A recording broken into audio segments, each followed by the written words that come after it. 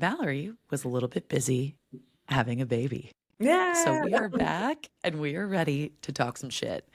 I am Maggie Gelson Burnett. And I'm Mallory Hagan. This is Pretty Furious.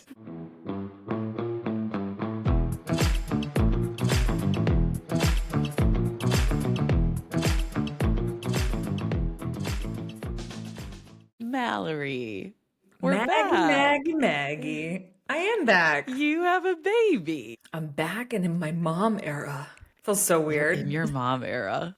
I love it. I feel like you're doing really well. Like, I haven't gotten any texts from you at like 4 a.m. being like, this is the worst thing I've ever done in my life. So I feel like that's a really good, we are off to a strong start. We are. I think I'm doing okay. Yeah.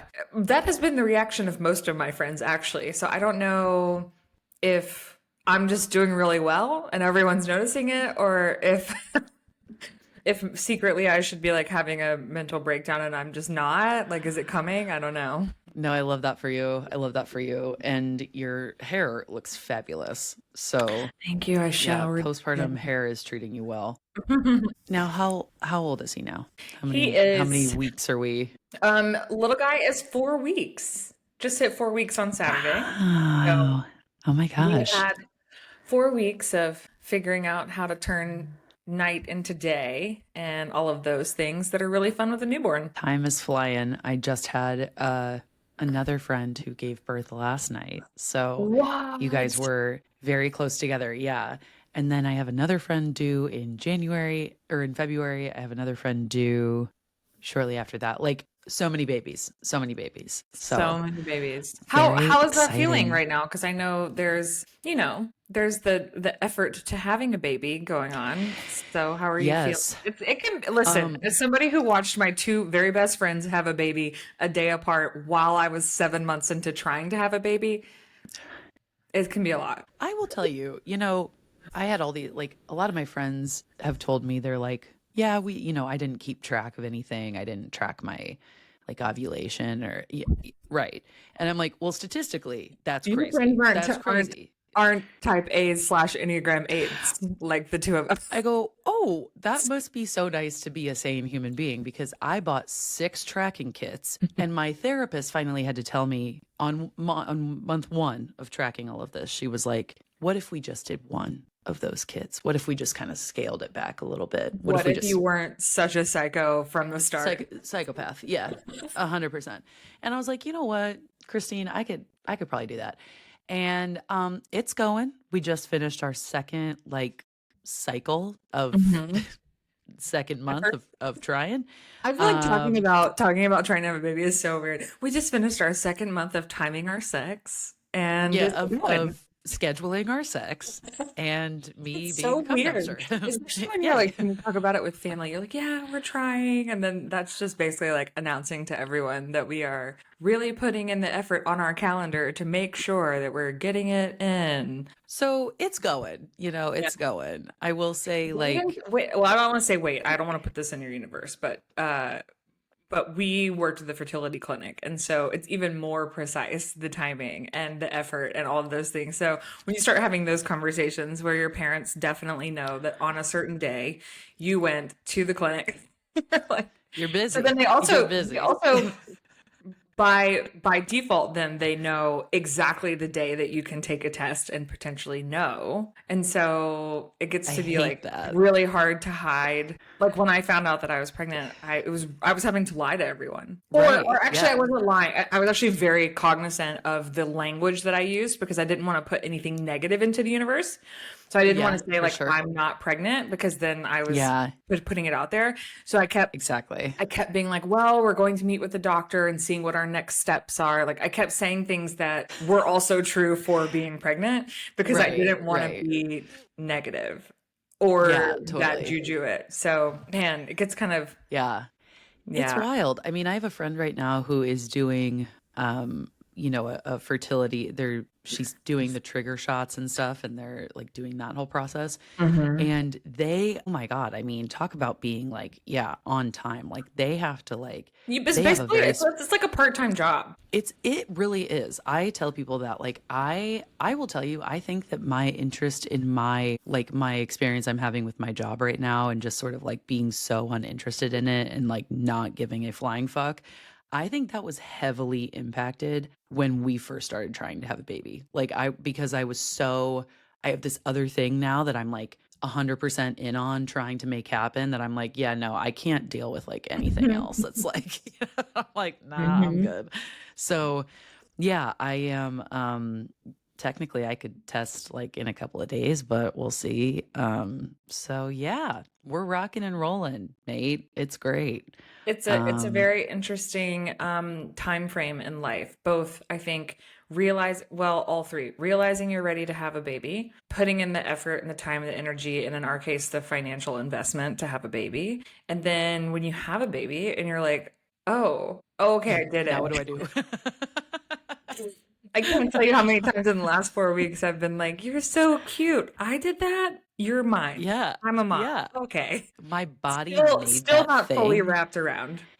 That's crazy to me. And you know what's even crazier to me is I was talking about this with another friend of mine, is accidental pregnancies. That shit's nuts. When I think about the timing and effort that goes into like knowing when you ovulate and knowing all of this stuff, I'm like, the fact that anyone gets pregnant on accident is fucking bonkers. Well, I Like will say this.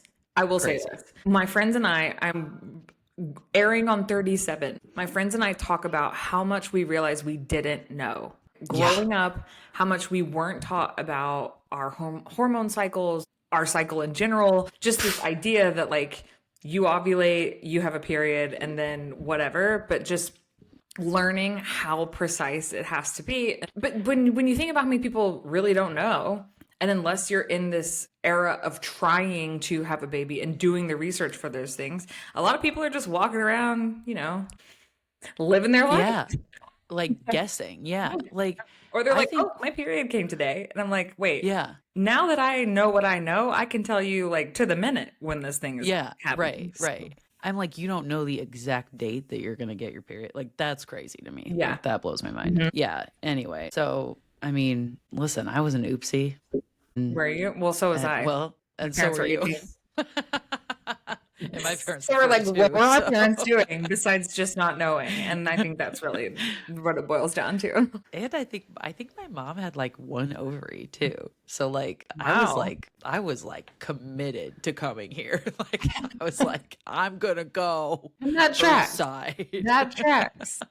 Okay, so before we get too far into the mom life stuff, you can't be pretty furious without being pretty first. Wow, I haven't said those words in a really long time. It was Do good to you be have a back. product that you want to share with us Well, today? considering everything about my life is mom life right now, I actually found a product that works for many people, not just moms. However, it is something that was recommended to me, and it's organic. It's Earth Mama Organics nipple butter. Now, Hell yeah.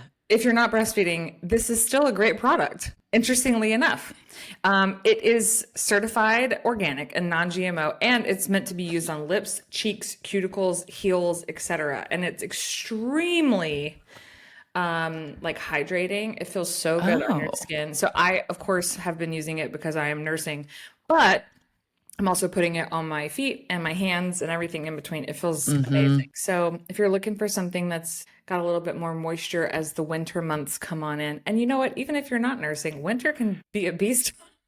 Oh my God, yeah. Bras, working out, nipples, rubbing, all those things. So this could be something that works for really anyone. It almost looks like the texture of something that you could put on your like your under eye. Like, you know how I think it was like my mom once that told me that like her mom used to put like petroleum jelly like on their Hmm. under eye area to like prevent crow's feet and stuff. Which I think is brilliant, and It's I do occasionally. definitely like a balm, Yeah. like a chapstick texture with a little Mm-hmm. bit more of a grain to it. So you could I'm maybe into for that. sleeping, you could. Yeah. But At but night. I have been it's definitely like Yeah. okay, I'm into it's that. like a Yeah. it's like a oil slash balm texture. I don't know. Anyway, it I'm is into it. saving my life and my nipples right now. How I about love you? that. I love that. Okay, so this is the I have unsurprisingly chosen a lip product as my first product back. So this is the L'Oreal Color Rich anti-feathering lip liner. This is in the shade Worth It. Anti-feathering, as in like it doesn't move? Anti-feathering. So I will tell you, I have tested out a few of these. They sent me about 5 of them. Oh, And yeah, full disclosure, I was sent these, but I will tell you that there's rarely a L'Oreal product that they send me that I don't like. So this one is in the shade Worth It, and it's what I'm wearing on my lips today.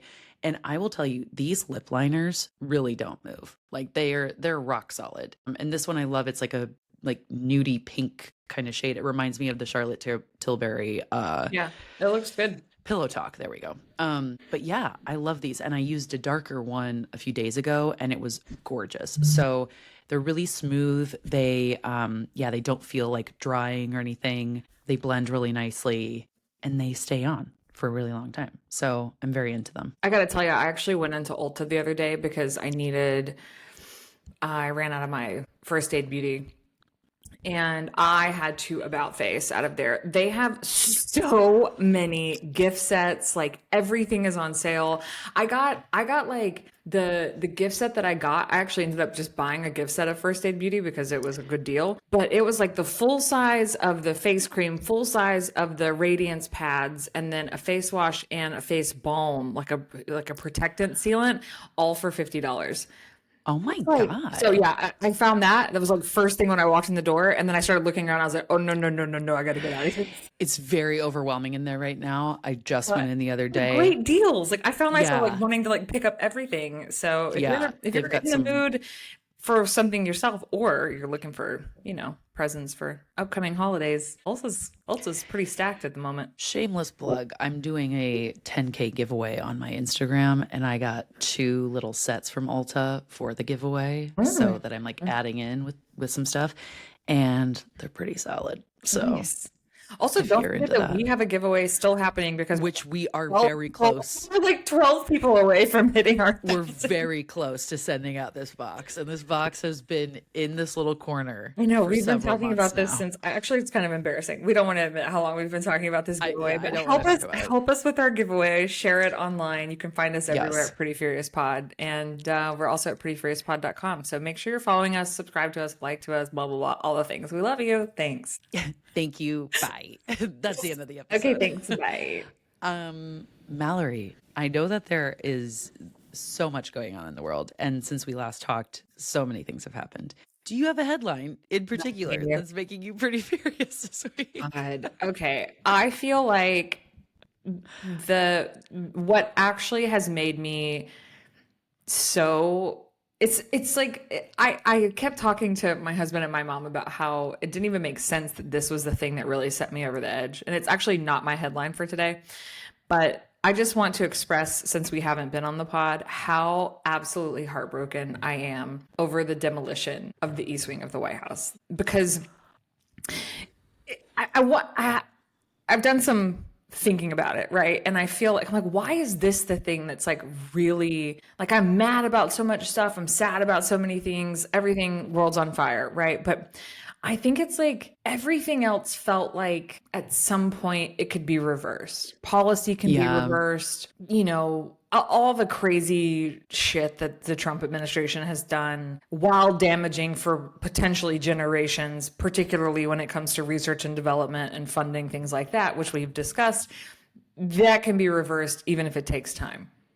You can't reverse the demolition of the historic building that I don't know. And it just seems like such a physical manifestation of what's happening to our country.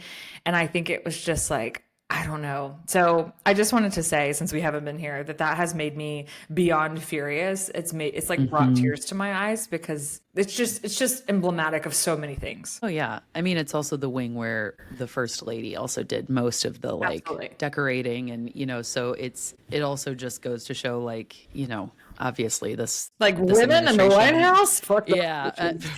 Fuck those hoes. Yeah. Get rid of the whole building and then it won't matter. Exactly. Like, obviously, this man and this administration just do not care about women. Yeah. They've made that abundantly clear. But, like, yeah, I think to your point, it's the physical manifestation of it, the physical representation of tearing this thing down that's like, It's like you're that. like, well, that can't be replaced. Yeah. It's a Yeah. microcosm of our Hmm. country. And I actually think Yeah. it was my husband who said it. It's like everything else has been policy. This is Hmm. physical. And I think, yeah. Yeah. Well, I shouldn't say. I mean, ice snatching people up off the streets is also physical, but Sure. Yeah. I'm going. You get what I'm saying. Hmm. Okay, but Right. what has made me pretty furious today, this week? Well, don't mind if I do talk about Charlie Kirk and Turning Point USA because Oh, for fuck's sake. God, if you haven't seen our episode with Caroline where she used to work for Turning Point, go back and listen to it. I feel like we need to bring her That was back pre for a, CKD. yeah. I feel like we CKD. Yep, he is gone. Anyway, I feel like you can leave that in. Anyway, I feel like we need I to. will. I feel. Oh, it is good to be My back. signs are gone now, Maggie, so who cares? You know what? I fucking forgot about that. That's another thing we've missed. Mallory's signs and Opalike are now gone. I'm the and devil reincarnated and took my signs down. oh God. Jesus Christ, I'm getting hot. We And need people to were in bring. my comment, aren't you upset? Are you the one that they took the signs down? I'm like, yeah, can you read? It's my fucking name and face. What do you mean? Stop asking me. Yes. Anyway. Also, like, yeah, no, I mean, don't worry. Soon they'll put up a sign. We'll be on a billboard somewhere, Mallory. I laugh. People are like, you're fall from grace. I was like, first of all, I was never What? I have a rise to grace. I'm confused. Yeah. We need to bring Caroline back for a part doer. Yeah, For we a do. Okay, post all CK. right. My headline. Yeah, keep going. Because, Sorry. first of all, I don't care what anyone says. I'll talk about this man if I want to. So double middle Absolutely. fingers to anybody who's still upset about talking about Charlie Kirk being a racist, bigoted POS. That said, Erica Kirk is Serena Joy, and my headline is a amalgamation of things. So not long ago in Oklahoma, the then superintendent, he's since left, announced that every high school in Oklahoma was going to have a Turning Point USA chapter. Now we've got Ron DeSantis in Florida saying the same thing. And then just this past week at Ole Miss, Maggie, I sent you the content of like man on the street interviews of people at Ole Miss being like, well, I just think that JD's the better version of Donald Trump because he's nicer about it. Oh my God. But the content that I sent you was people waiting out online outside, hundreds of people waiting to get in to see JD Vance speak because Turning Point USA is turning their attention to JD Vance, who I think is obviously gearing up for 2028. Absolutely. And Yeah. Erica Kirk was there in her hot black leather pants. And she will be his running mate. His Make no running fucking mate. mistake. She's going to be Or his she gonna wife. be his wife. Mark my words. You in danger, girl. Yeah, blink twice, girl. Well, first of all, Usha's brown, so that's not really Yeah. a good look for a presidential candidate of white supremacy and Christian nationalism. Yeah. But they're like cozying up to each other on stage. She did, when you hug somebody and you put your whole hand like on the back of their head and their neck, like that's how you hug your Ew. husband. Like when you know what I'm talking about? It was very Yeah. that's very like sensual. And then she's wearing these black leather pants and he has his hands on her hips as they like embrace each other on stage. And I was like, oh, Are you guys gonna fuck right now? I mean, they maybe, except I think that they're maybe like, they could be a lavender marriage. Oh, sure. Yeah. They Yeah. maybe they Makes have the sense. same makeup artist and they're just going to go on tour together as a pseudo couple / people running to run I don't know. all of it. That's very dark. Pretty It's very furious about dark. the fact that they're about to turn all of that political power and energy towards JD Vance, who, by the way, just want to remind people, is the absolute least qualified person to ever hold the office of vice president. He was a senator for about 2.4 seconds before he was selected for that position by Peter Thiel. What are we doing? His wife is like intensely more qualified than he is. She had a Usha? Yeah. Yeah, she had a what was it? You have to She was a question Supreme her. Court clerk or something. You have to question everything about her because she married that man. Yeah, that is so true. There's a part of me, a very like fucked up part of me that's like, I feel really bad for her because I feel like there had to have been some like swindling that he did to get her to marry him. I don't know, but then I'm also like, I don't know. Like you could have left at a lot of different points, girl. Like, Well, I mean, there's a lot to psychoanalyze there. The proximity to whiteness, the proximity to power, like. yeah, right. So what about you? What's made you pretty furious? My headline today comes from NPR, and this was this morning at 9 Eastern. Trump pushes an end to medical care for transgender youth nationally.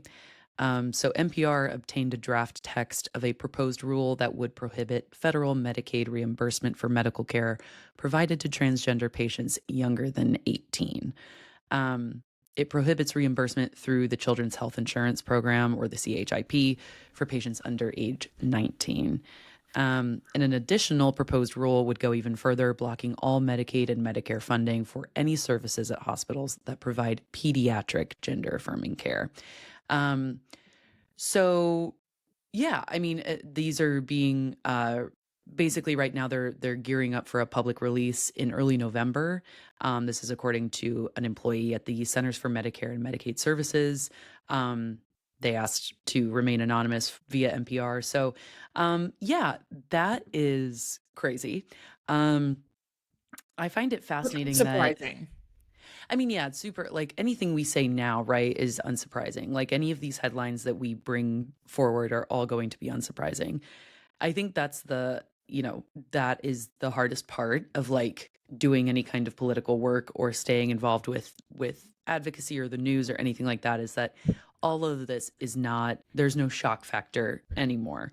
But we know it to be true that gender affirming care saves lives for trans youth, saves lives for any transgender person. And so it's really fascinating that this administration is proposing all of these cuts to Medicaid, which provides health insurance for millions of children across the country. Trump is the only president in U.S. history to withhold SNAP benefits from people. So yes, November 1st, people just lost access to SNAP benefits. So I find it funny that this is also kind of coming in here, that we are no longer also going to support trans youth. This was never about the kids, right? Like this is never about, it's all pro-birth propaganda. It's all like, none of this is pro-life. None of this is, none of this is these people caring about our nation's youth. So yeah, it's unsurprising at absolute best. What I always find so interesting about the conversation around gender affirming care is one that's been pointed out by many people, which is that there are so many things that are considered gender affirming care, even for people who identify as the gender that they are affirming. So women who, plump their lips or get their boobs done or whatever. But I want to provide a different perspective because I was a child receiving hormone therapy, which is essentially what many transgender youth are seeking. A lot of children who identify as transgender are seeking hormone therapy, which, by the way, is reversible, just in case anyone is curious. So a lot of transgender youth are not going out and like trying to have top surgery, which just means removing their breasts or whatever it might be. They're not trying to shave their face. They're not doing many things that are cosmetic. Some might and some do, but a majority of kids are seeking hormone therapy, which is a shot once a month that helps their body produce more of the hormone that allows them to further live in the gender that for which they identify. I have a member of my family who is trans and who came out as trans when they were like 12, 13. And so all they have ever sought up until this point, they are of age now, all they've ever sought is hormone therapy. That being said, I started menstruating when I was 8 years old. And at 8 years old, we still lived in a time when like you couldn't take a purse to school. You couldn't carry your backpack around. And 8 years old, trying to figure out the world of tampons and pads and timing when you're menstruating. And like, there's so much that goes into that than just like, she's 8 and now she has a period, right? There's a lot of other factors that play in, social and environmental. And so my mom actually took me to an endocrinologist in Birmingham at Birmingham Children's. And I was put on Lupron, which is hormone therapy. And it was a hormone that stopped my body and basically put me through menopause. So put me through menopause at 8. So it stopped my body from menstruating and allowed me to keep growing and allowed me to just live my life as an 8-year-old until I think I got off of it when I was like 11 or 12, which is a normal age for you to menstruate or to begin menstruating. At least now it's normal. And so that would be considered gender affirming care. Hormone therapy, even for me as a young person who is female and identified as female, that's hormone therapy, that's gender affirming care. And so laws like this or removing benefits and services like this actually impact all kids, not just kids who are trans. And so if you have a child who might be experiencing something like that, then you're hindering their access to care as well. Yeah, exactly. Yeah. Super frustrating to be so focused on, what is it, 1% of the population when 40 million people just lost access to their food. And also our government's still shut down. Our military is questioning whether or not they're going to get paid. But let's focus on removing access to healthcare for trans youth. Right. The priorities are incredibly skewed right now. So as per usual, build a ballroom. So anyway, a couple of other things we missed while we were gone. So we talked about SNAP benefits. We talked about, the ballroom. Really quick, want to insert this. I did not know this until yesterday, and I feel a little dumb that I didn't like look into this further. I think when there's so much going on, you're sort of like, I'm just not even gonna, I just am at a place where my brain is at max capacity. And so I'm like, I'm not even gonna like look into that any further. Trump's ballroom, really quick. Did you know that a couple of the funding, like a couple of the companies that are funding this are Lockheed Martin and Palantir? I did. And did you know that That's crazy. They're on a ticker on the White House website like it's a goddamn charity event that's happening? That's crazy. Also, private funding. The White House has sponsors on their... Okay. Has sponsors on their website. No. Hang on. We gotta take a pause for this really quick. Oh my God. This is such a whack as fuck website. That's crazy. Democrats have shut down the government for 29 days, 13 hours, 20 minutes. Y'all control both cabinets of government. What? That's not how works. I fucking hate it here. I literally hate it here. So I love that this is you just like looking at in real time at what's happening on the United States government website. It looks like a really bad Squarespace template. Like it looks like a what a gun shop would use for their like Squarespace. So the ballroom, privately funded. That's crazy. I also watched a video the other day that said the average cost per square foot of this ballroom, when they were looking at the sort of cost layout for this project, is about $3,333 per square foot of the ballroom. The average cost, and this is like higher end of anything that is a government building that they would be, putting up, project, is about $1,000 per square foot. Which even still is a lot. That's on the higher end, right? Yeah. So there are rumors and theories going around about what this ballroom is going to be, right? Because we know it's not just obviously a much larger project that we don't. Right. Yeah. Exactly. And with Palantir being involved, I think I'm leaning on this end of things. And by the way, I'm not a conspiracy theorist, but I do believe this to be true. That there will be data centers housed within this ballroom in some capacity, either underneath or what have you. And then there's also the talk, of course, which was the first theory, is like they're building a bunker for Donald Trump, which is a very similar tactic that our buddy old pal pew pew pew Hitler did. So yeah, I found that crazy that they are at like 3 times the cost per square foot for this project. And it's all privately funded, which has never happened, I don't believe, with any like government building. Yeah.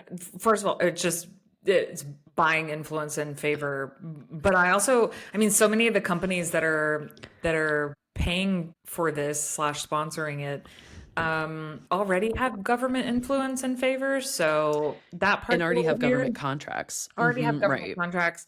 I also find it to be so frustrating to see like MAGA right people talk about Obama made $350 million worth of changes to the White House. No. He restored the White House and he upgraded things like the HVAC system, the electrical system. And the one thing that he did do that was for him was transform the tennis court into a basketball court. But like, don't get it twisted. And not for nothing, the approvals for those approvals, by the way, that had to be approved. Those approvals happened during the Bush administration and they were just actually executed during Obama's time in the White House. So for anybody who keeps hearing some dumb fuck on the right talk about, well, Obama did it. No, he didn't. First of all, Bush did. And it was executed during his time. And it was actually upgrades, not tearing the building down. And the approvals happened, which we have not seen in this era. God, no. Yeah, they're just tearing buildings down. And I just want to know what happened to everything in the building. Because if they had taken the time to properly move things out, store them, archive them, whatever they needed to be done. I mean, there was art, there's all sorts of stuff in that building.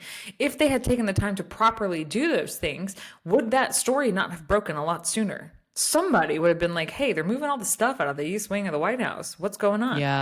Yeah, we have to archive all this shit. That's a little concerning to me. A couple of other corporate sponsors that are listed on here. So we have Amazon, Apple, Google, Lockheed Martin, like I said, Microsoft, Meta, Altria Group, Booz Allen Hamilton. That sounds fake. Booz spelled B-O-O-Z. What Booz is Allen Hamilton? I don't know what the fuck that is, but that sounds fake. That is it's a technology company. Okay. National I was gonna say civil defense. I was gonna say at minimum that company is based in South Carolina. Anyway, carrying on. Caterpillar, headquartered in Peoria, Illinois. Oh wow. Yeah.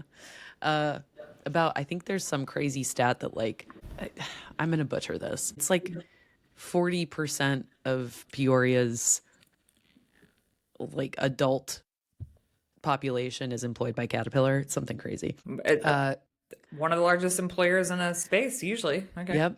Comcast, HP, Micron Technology, NextEra Energy, Palantir Technologies, Reynolds American, T-Mobile, and Tether America and Union Pacific Railroad. Oh, come on. Now I'm a T-Mobile. Well, you best switch to Verizon, girl.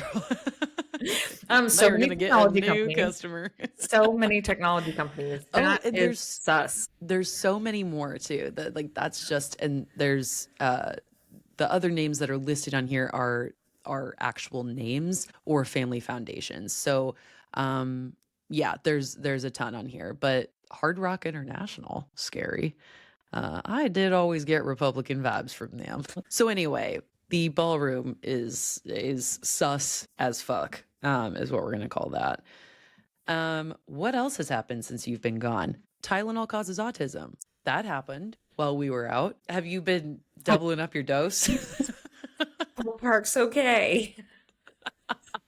I took a snap for you probably saw this, for my close friend story on Instagram, but I will share it publicly now, where I was pulling the Tylenol out of the cabinet. I took a picture of it and I said, "Gotta take my daily dose of autism." I mean, it's stupid. I mean, the list of things that has happened in the last 4 weeks is a laundry list, first of all. It And is. it's just none of it, like we were saying, none of it's surprising, and yet somehow still shocking on a daily basis that we just live Yeah. in this alternate universe of what feels like insanity. And I have to admit, it has been nice to kind of just check out a little bit. I've still been working, Yeah. which also surprises my friends, but I've still been working a little bit, so I am a little in tune with what's going on a daily basis, but certainly not as deep into it as I normally am. And I gotta say, it's kind of nice. Kind of nice. Yeah. That was going to be one of my questions was if you had been able to stay in the loop on the news, and if not, I'm curious if you have entered any new rabbit holes since you have had a baby. Like, I'm curious about like if you get up at night to do a feed and you're like scrolling and you've found like something that you're like, I'm just really locked in on this on this specific rabbit hole. I haven't. I have been able to sit down and watch some TV because Kevin and I had about a week here, just the two of us, which was nice. So watched all of the second season of Nobody Wants This, watched all of Starting Five, which oddly enough, I know that I may not seem like this person. I'm really into the sports shows. I love like Receiver. I love Quarterback. I love the SEC show. I love the SEC. I love the SEC show. I love Starting Five. I love to watch the docu-series reality of the lives of athletes. So we did that. That's really just been it for me. We kind of feeding at night. I do it in our bedroom, and so not like really sitting there scrolling TikTok. I'm more waiting for the moment that this is all over so I can lay down and go back to sleep. But yeah, I haven't gone down any rabbit holes. I have been semi in the loop, but also just trying to be present and enjoy my little baby. He's so cute. Yeah, absolutely. Have you started the Murdoch Murders show on Hulu yet? I haven't.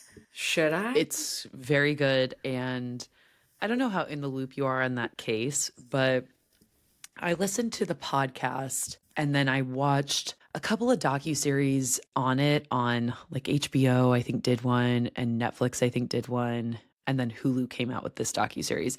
It's quite good. And I will say, whoever was the casting director on that show deserves a raise because Jason Clarke as Alec Murdoch and Patricia Arquette as Maggie Murdoch. Chef's kiss. For you. Very good. What? Okay, I actually don't know really much about this case at all, but I do think it happened when I lived in New York. What do you remember the years? So the murders happened in 2021, I believe, summer of 2021, July of 21, I believe.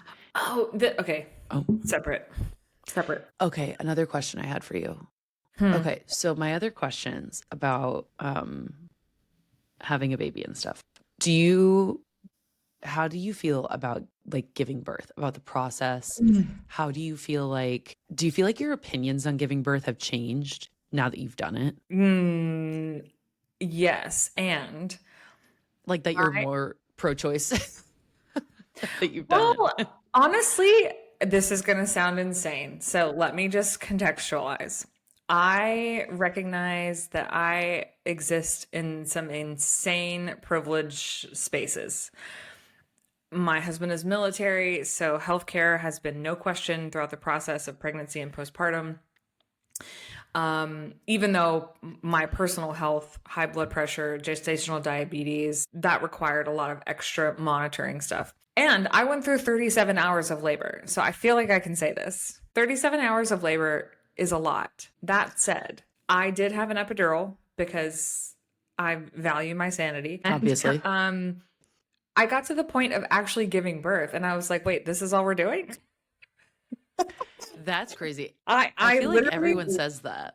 I literally went, okay, so the whole process was very long. I was induced for my own health and for the health of my baby, obviously, and I was induced 3 weeks early. So I was there a long time trying to force my body to do something that should have happened over the following 3 weeks. So that part was really crappy and 0 out of 10 recommend. That said, once we were there to the shining moment, you know, you see in movies, and I never really like, I've never spent a lot of time asking my friends, like, who was in the room with you when you gave birth? Yeah, you're Yeah. just excited for them, and that's that, right? And if they share their birth stories, great. I was shocked, first of all, that, you know, the nurses switch over every 12 hours. So at 7 a.m., a new nurse walked in. Her name was Melanie. And I had been there for so long. I was friends with all my nurses at that point. Melanie walked in and I'm like, hey, Melanie, what's up? We're getting ready to rock and roll. Yeah. Turns out I was ready literally to rock and roll, and nobody knew that until Melanie got there. So Melanie walks in. I've known this woman for all of 4.2 seconds. And she's like, oh, it's kind of time. You ready to go? And I was like, I mean, yeah, I've been waiting for 36 hours at this point. Yeah. So what I was surprised to learn, and what shifted for me, was movies. It's like there's all these people in the room, everyone's in scrubs, and you're like, nah, like pushing and all this stuff. And Melanie just like lowered the bottom half of the bed and sat there with me and Kevin, who was like still in the clothes he had slept in the night before, with what little sleep he got. And she just was like, all right, so I'm going to look at the monitor, and when I tell you to push, just push.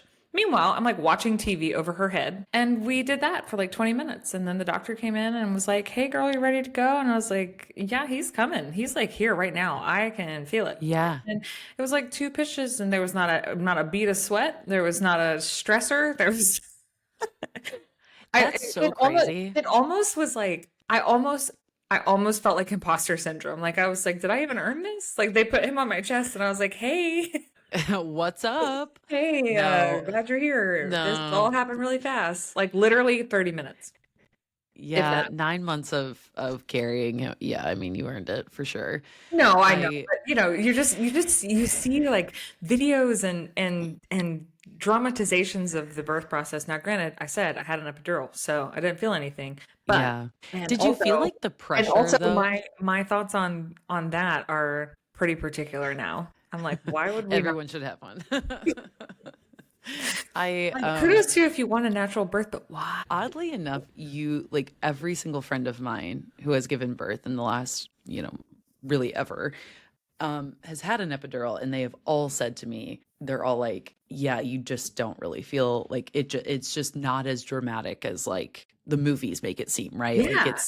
it's very chill. It's basically like they just kind of like climb on out, and you're like, okay, well, whatever. Like, Here you are. so yeah, I think that makes, I think for people who want children and who want to, give birth, I think that makes that process seem much less daunting and much less scary. So I always am appreciative to hear stories like that. Yeah. So, Well, I mean, I was like kind of terrified of just yeah. all of Oh it. yeah. Terrified of I mean, the process having, of giving birth is jarring for yeah. sure. Okay, so we've talked about the birth, talked about what you've been doing postpartum. What are you most looking forward to as you like move into this new chapter? Well, right now I'm really just enjoying. He's such a little peanut. He's like He's 6 so pounds. He's cute. so tiny.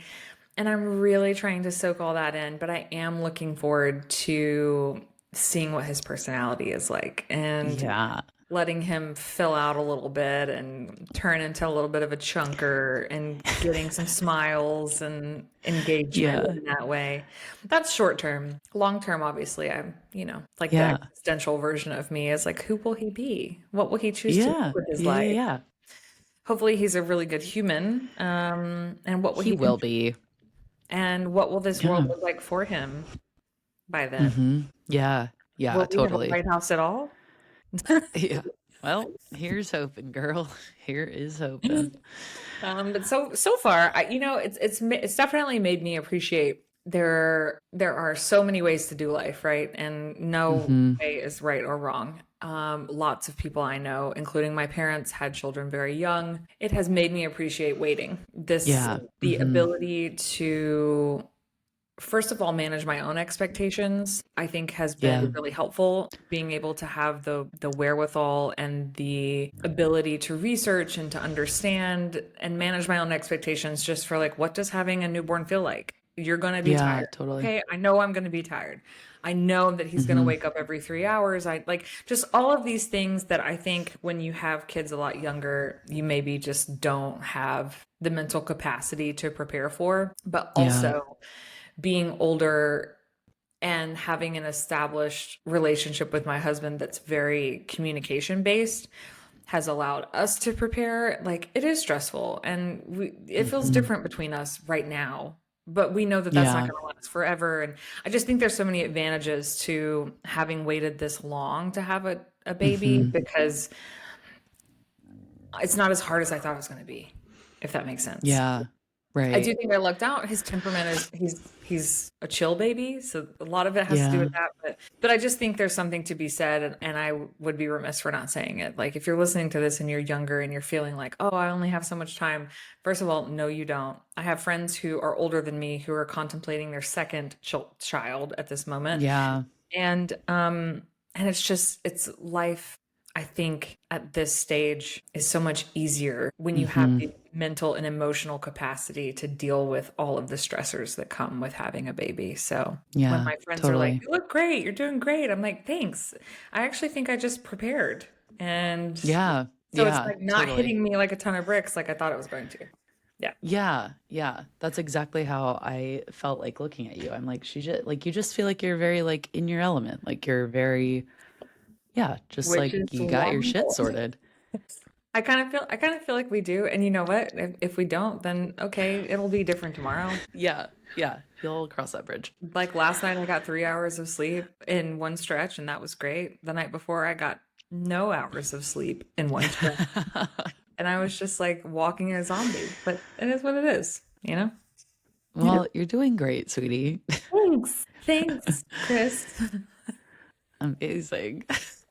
But I'm looking forward to figuring out what this looks like as I get more established back into a routine of work and podcasting Yeah. and all of those things. I mean, it's all a juggling act that we've yet to figure out, and that's okay. We're only 4 weeks in, but Yeah. I do be wanting to be a working mama. Oh So yeah. Oh yeah, girl. I'm A gonna have to figure single out what that mom looks who like. works two I want to be a jobs. working mom that doesn't necessarily rely on childcare at this juncture. He's so young. I So was it's gonna just be some telling bouncing. somebody that I want to be a working mom who like doesn't really have to take my kid to daycare. Not right Like now. maybe once or twice a week. Yeah. But Yeah. That's a whole other topic. But yeah. the same. I think the best part about all of this though is when this does happen for you, there'll be so many little nuggets of wisdom you can collect from all these people who are just having babies around you right now, which is exactly how I've utilized my two best friends who just did the same thing. So That just is a know great, when yeah. it's your turn, you've got a village of people who are ready to walk you through the path. Aw, thanks.